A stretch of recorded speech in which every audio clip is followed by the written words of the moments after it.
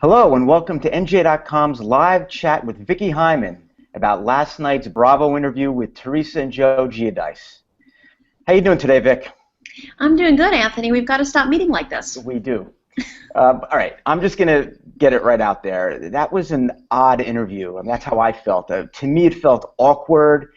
It felt rushed. I'm sure I'm not alone, but I want to know what your initial thoughts were while you were watching.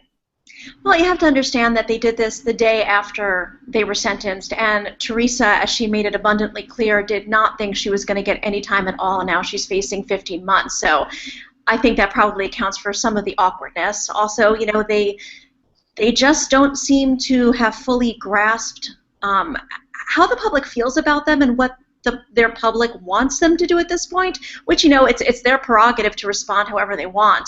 But if people were tuning in to see them sort of apologize, show remorse, they did not get that. Well, right, and that I was just going to ask you that. I mean, you know, obviously Teresa looked positively spent, but other than perhaps looking tired, you don't think that the public got that they were showing any sort of remorse? I mean, you certainly didn't feel like that. That's what you just said, correct?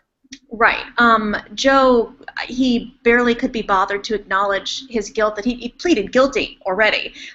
He's not going to lose anything by saying, you know, yes, I did it, even though Andy was kind of going after him to sort of like, well, you did this, right? He's like, yeah, I did this, whatever. Teresa showed more remorse in court than he did, and she seemed to be, you know, very shaken up and very sorry this happened to her, although the word sorry actually never left her mouth last night, although it did in the courtroom. I want to ask what your impressions were of two particular quotes that Teresa said. She said that, "I thought my lawyer was going to fight for me." That's what lawyers do. Did her lawyer fight for her? I mean, why would she think that?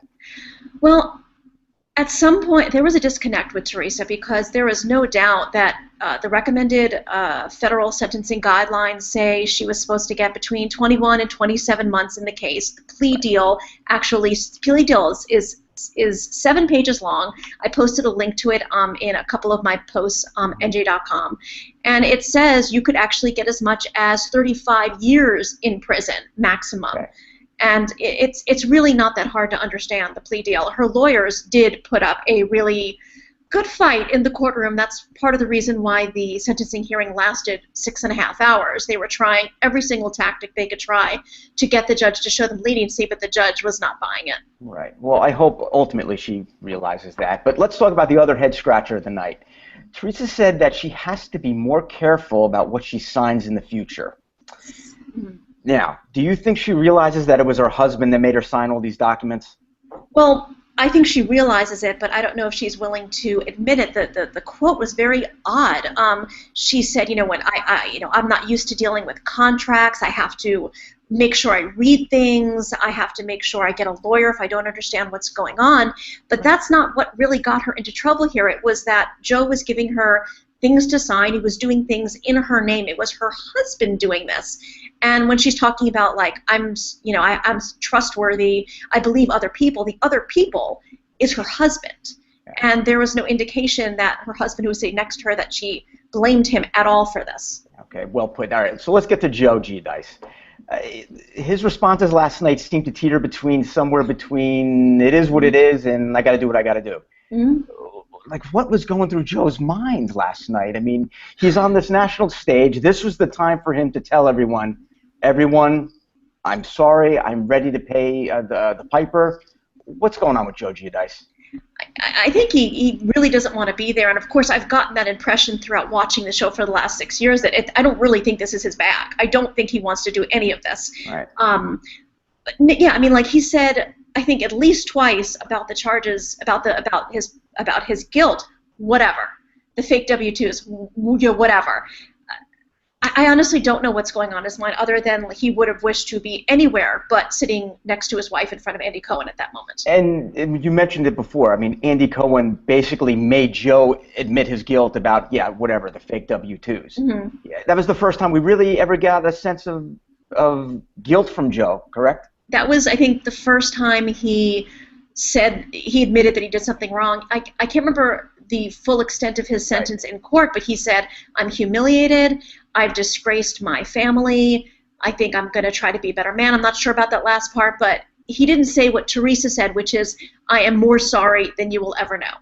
He didn't say that. Walking into court, and as they always did, every time they walked into court, they were noticeably stoic. Last night, Teresa looked like she was going to break down in tears. To me, after many of the questions, do you think Andy Cohen was trying to make her crack a little bit? Oh, I wouldn't put it past Andy to try to make her crack. I actually disagree. I don't think that she looked like she was going to burst into tears. She said at the end of the episode that she felt numb, and that's what she looked like to me. She looked spent and numb. Like, what else are you going to ask me? I can't even deal with this anymore. All right. But not like she was going to cry. Not to me. All right. Well, while we're on the subject of Andy, I mean, there were some rumors that Bravo paid the couple $325,000 for that exclusive interview. Cohen took to Twitter last night and labeled it as misinformation. Now, there was a comment on NJ.com that questioned the fact that the Giudices can't profit from any illegal activity under the Son of Sam law. Now, are they profiting or paying restitution if, in fact, they were paid for that interview? I mean, I want you to explain this because I know you've written about it extensively. Well, I mean, even if they're using the money to pay for restitution, that's still profiting. They're just, paying the people they need to pay off. But it's the Son of Sam laws have become much more specific over the years. They were started in 1977 as a result of David Berkowitz trying to, I think, sell his story to the public, and the New York legislators were like, no way. And so they passed a law, but it's been whittled back because it really violates First Amendment rights. So the expert at Rutgers School of Law that I spoke to said that basically they can't be doing interviews or writing a memoir about the specific things that they did when they committed the crime. So they can't talk about, this is how I made up my fake W-2.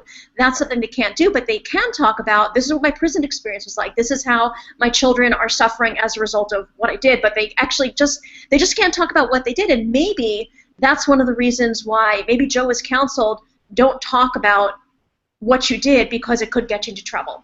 More trouble. Maybe. Yeah. Okay. So some people I saw online last night, they said that a lot of the questions in the interview felt out of place. From Joe talking about his suit like he was a spokesperson for Men's Warehouse. That was me. That was you. But you weren't alone. Other people were commenting. And, Andy asking Teresa how she's going to do her hair in jail. Ridiculous questions, Vicki? Yes, ridiculous questions. Without a doubt. I wonder, I mean, they of course are doing a second part of the interview on Thursday because Bravo, as you know, loves to stretch these things out. So it's possible that the interview might have been edited a little bit, and I'm moving stuff around to where it makes more sense. But yeah, a couple of those questions were, weird. Like, what is Teresa going to say? No, I can't possibly go to prison. My hair must look good. I mean, it's just ridiculous. She's got other things on her mind, and rightfully she really does. So. Rightfully so. Exactly. All right, so we've been getting a lot of response on NJ.com last night and today. I just want to read a couple of comments. One commenter said, while they certainly should be punished and due time for what they did, I don't quite understand the joy some posters take in others' misery. And, you have to admit, I mean, every time the conversation went to the little girls, you actually felt for Teresa and Joe. At least I did. Correct? Well, I don't think anybody thinks that that Teresa does not love her children, that Joe does not love his children. I think there's like two levels of commenters. There are the people who are incredibly gleeful and they're like, send them to jail, they're trash, they're scum, whatever. And then there are people who I think are just frustrated by the lack of them stepping up and taking responsibility. And I think maybe people in the first camp, but certainly people in the second camp, they acknowledge that it's terrible for the girls. It's terrible for the elderly parents. But they have a really hard time feeling sympathy for people who have committed crimes, not really stepped up to the plate and admitting responsibility. And then there's that whole deal at the sentencing where they seem to do the same things that they did before in not putting stuff on their financial disclosure statements. The same things they got in trouble to before. And it's like, what is wrong with these people? All right, I want to read one more comment, and this is actually pretty interesting. Joe's wannabe wise guy act is pretty stupid. He asks his wife on national television, what are you going to do if another woman touches you? Vicki, did you cringe? Of course, I cringe. I'm cringing right now. You know, he could have just meant, oh, what are you going to do if somebody like, tries to beat you up or something? But that's not how it came out, and yes, that was awful. And does he not understand that he really should not be cracking jokes at this point? It's not the venue, it's not the time. Too soon, Joe. Not a good look. All right, Vicki, you were on social media for the bulk of the interview. Mm-hmm. What was the reaction on Twitter last night? Well, the people that I saw a lot of were the people who were kind of outraged by what's going on. Again, what we discussed before, the inability to step up and take responsibility. But there were a number of people who are, Teresa has a legion of fans who are really supportive of her. And, quite frankly, people who meet her in person, I've met her in person, she seems to be a very genuine person. She's very likable. And by Joe's accounts, she really had very little to do with this. She got sucked in by him into this mess. And so they were kind of angry, actually, at the lawyers, saying, her lawyers didn't do enough, and Teresa's blaming her lawyers. I don't know if Teresa's really blaming her lawyers in this case. But the fact that she really didn't seem to think that she was going to get any jail time means that somebody didn't get into her head and make this clear to her that they probably should have. But yeah, I mean, her fans seem to be now saying, oh, it's her lawyer's fault, and I just don't know if that's the case. All right. Well, Thursday night is part 2. Right now, I want to take a quick look at that interview. Let's see what it looks like. Next time on part 2, in court papers you claimed that the Real Housewives of New Jersey is scripted. Were you told, to flip the table? Your attorney had said that you have a drinking problem. I might have a little problem, yeah. I'm going to cry. Do you feel any resentment towards your husband for putting you in this position? Are you worried about being deported after you serve time? All right, now, must-see TV, Vicki, correct? Well, I won't be watching it because I'm going to be away. But yes, I think I'm really waiting for that question that Andy asked about whether you feel any resentment towards your husband, because that is really the question that I would love to ask her. And Teresa's saying that a lot of that stuff on Real Housewives is scripted. Vic, my head is exploding now. Really? It's scripted? I mean, come on. I mean, Anthony, you and I have discussed this in the past that that table tipping was one of those lightning in a bottle moments. I don't think that was scripted, but I think certainly there is some discussion about what the storylines are going to be going forward that everybody is pretty much on board with. I think maybe they hide things from some people. I don't know necessarily if everybody knew about the latest scandal that one of the castmates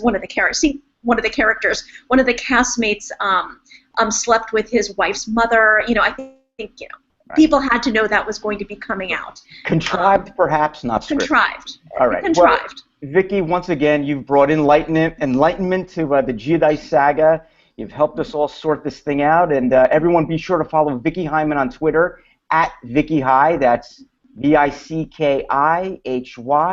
And don't forget to read her Housewives recaps every Monday morning on NJ.com. Have a great afternoon, everyone.